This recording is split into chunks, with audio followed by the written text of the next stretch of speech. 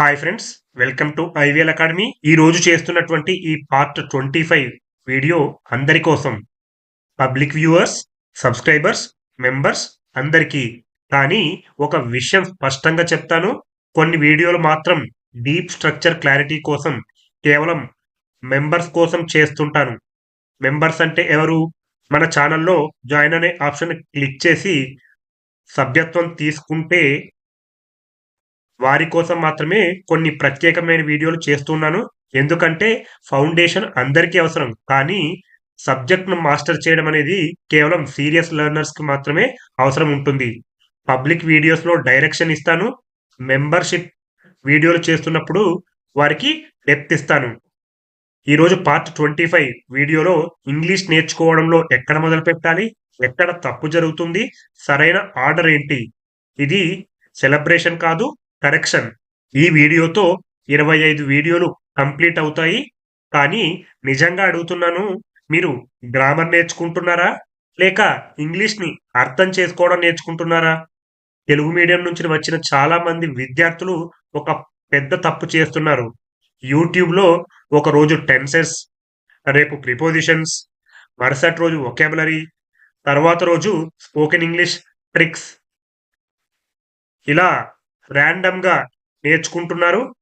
Result ఏమవుతుందంటే 3 సంవత్సరాల తర్వాత లేదా 4 సంవత్సరాల తర్వాత 0% క్లారిటీ. ఈ వీడియోలో నేను మీకు 25 వీడియోస్ జర్నీ రీకాప్ చేయడం లేదు.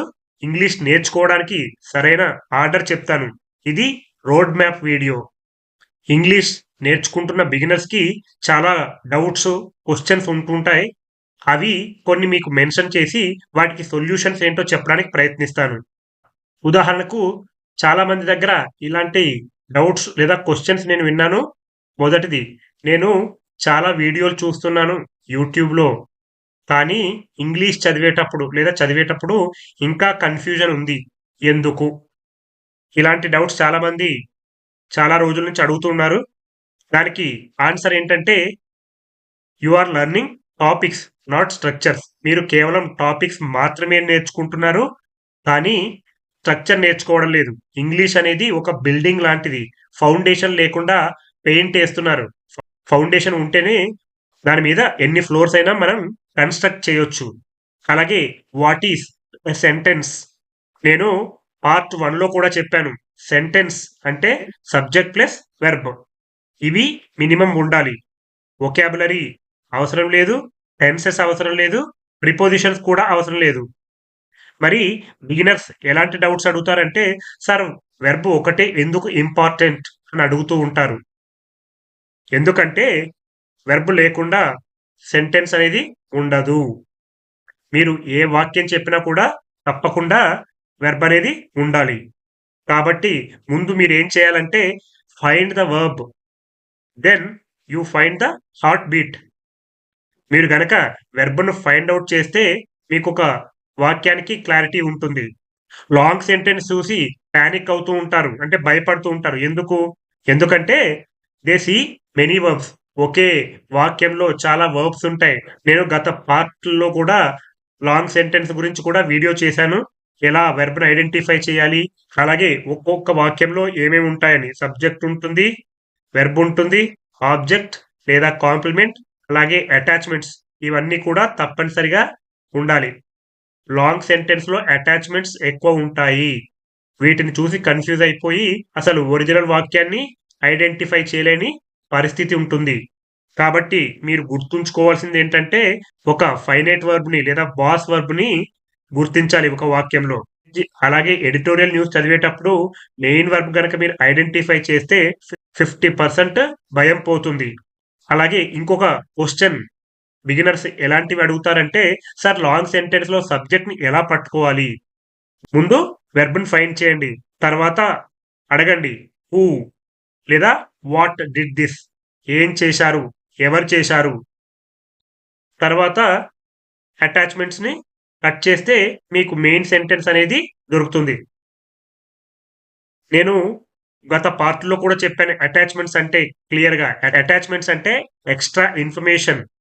టైమ్ కానీ, ప్లేస్ కానీ, రీజన్ కానీ, ఎగ్జాంపుల్స్ కానీ, డీటెయిల్స్ కానీ, వాక్యానికి అదనపు సమాచారం ఇచ్చేవన్నీ కూడా అటాచ్మెంట్స్ అనే చెప్తారు. ఈ సబ్జెక్ట్ వెర్బ్ అనేటటువంటిది కోర్. ఈ అటాచ్మెంట్స్ అనేవి డెకరేషన్ వాక్యాన్ని బ్యూటిఫుల్ గా తయారు చేస్తాయి. మీరు గనక ఈ అటాచ్మెంట్స్ ని కట్ చేస్తే మీకు ఒక క్లారిటీ ఉంటుంది. అలాగే ఇంకొక డౌట్, క్లాసెస్ ఎందుకు భయపెడుతూ ఉంటాయి అని అడుగుతూ ఉంటారు చాలా మంది. ఎందుకంటే యూ డోంట్ నో స్కెలిటన్. అంటే మీకు సబ్జెక్ట్ ఏంటి, వెర్బ్ ఏంటి, ఆబ్జెక్ట్ ఏంటి ఐడెంటిఫై చేయకపోతే వాక్యం అంతా కూడా కన్ఫ్యూజన్ గానే ఉంటుంది. క్లాజ్ అంటే మినీ సెంటెన్స్, ఒక చిన్న వాక్యం. Once you understand core clauses stop looking scary. మీరు గనక మెయిన్ వాక్యాన్ని అర్థం చేసుకుంటే క్లాజెస్ అనేవి చాలా ఈజీగా ఉంటాయి. తెలుగు అనేది స్పెల్లింగ్ బేస్డ్ లాంగ్వేజ్. ఇంగ్లీష్ అనేది sound plus structure based language. English ని తెలుగులోకి ట్రాన్స్లేట్ చేయకూడదు, ముందు స్ట్రక్చర్ ని ఐడెంటిఫై చేయాలి. Translation is a short cut, thinking is a skill. మీరు కనుక వాక్యాన్ని ఎలా థింక్ చేయాలి అనేది నేర్చుకుంటే మీకు ఒక స్కిల్ వచ్చినట్టే. కేవలం ట్రాన్స్లేట్ చేస్తే అప్పటికప్పుడు మాత్రం అది షార్ట్ కట్. మరి చాలా మంది విద్యార్థులు ఎందుకు ఫెయిల్ అవుతారు?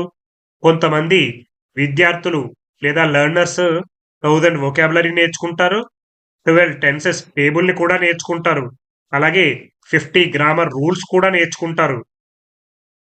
స్టిల్ ఇంకా వారు ఫ్రీజ్ అయ్యే ఉంటారు. అంటే వారికి ఏమీ అర్థం కాదు. ఎందుకంటే they never trained sentence recognition. Sentence ని ఎలా ఐడెంటిఫై చేయాలి అనేది ఎప్పుడూ కూడా ఆలోచించరు. English is not memory test, it is decoding skill. మరి ఈ రోజు నుంచి ఏం చెయ్యాలి?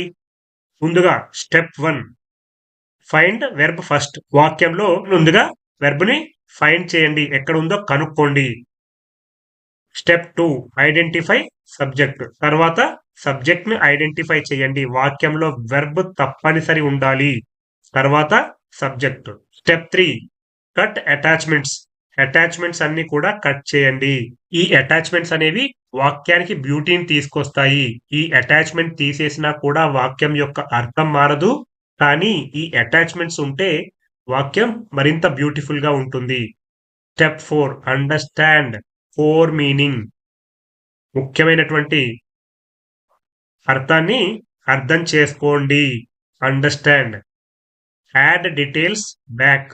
ఈ వివరాలన్నీ కూడా చివరన జత చేయండి. Do this for 30 days. ఈ స్టెప్ 1, 2, 3, 4, 5 అనేవి ఈ 5 స్టెప్స్ కూడా 30 days రెగ్యులర్ గా ప్రాక్టీస్ చేయండి. మీ బ్రెయిన్ అనేది రీవైర్ అవుతుంది, అంటే కొత్తగా ఆలోచించడం మొదలు పెడుతుంది. If you learn randomly you will stay confused. If you follow structure clarity becomes permanent. 25 వీడియోలు కంప్లీట్ అయ్యాయి, కానీ జర్నీ ఇప్పుడు మొదలవుతుంది. ఇంగ్లీష్ నేర్చుకోవడం అంటే రూల్స్ మెమరైజ్ చేయడం కాదు. It is learning how sentence breathe. ఒక వాక్యం ఎలా శ్వాస తీసుకుంటుందో అది గనక మనకు తెలిసి ఉంటే ఇంగ్లీష్ ని ఈజీగా అర్థం చేసుకోవచ్చు. ఫౌండేషన్ ఉండాలి, సపోర్ట్ ఉండాలి, మీనింగ్ తెలియాలి. అప్పుడు అందులో మనం మాస్టర్ చేయగలుగుతాం. ఈ రోడ్ మ్యాప్ కనుక ఫాలో అయితే ఇంగ్లీష్ స్లోగా వస్తుంది, కానీ పర్మనెంట్ గా వస్తుంది. ఫాస్ట్ లెర్నింగ్ ఇంప్రెస్ చేస్తుంది, స్ట్రక్చర్డ్ లెర్నింగ్ ట్రాన్స్ఫార్మ్ చేస్తుంది. Twos transformation. సో ఇలా ఒకదాని తర్వాత ఒకటి మన పార్ట్స్ అనేవి కంటిన్యూ అవుతూనే ఉంటాయి. ఏ ఒక్క పార్ట్ ని మిస్ కాకుండా, ర్యాండమ్ గా కాకుండా పార్ట్ 1 నుంచి పార్ట్ 25వ వీడియో వరకు ఒకదాని తర్వాత ఒకటి రెగ్యులర్ గా చూడండి. ఏ చిన్న సందేహం వచ్చినా కామెంట్ చేస్తూ ఉండండి, నేను తప్పకుండా రెస్పాండ్ అవుతాను. మీకు ఈ వీడియో గనక నచ్చినట్లయితే లైక్ చేయండి, షేర్ చేయండి మరియు సబ్స్క్రైబ్ చేయండి.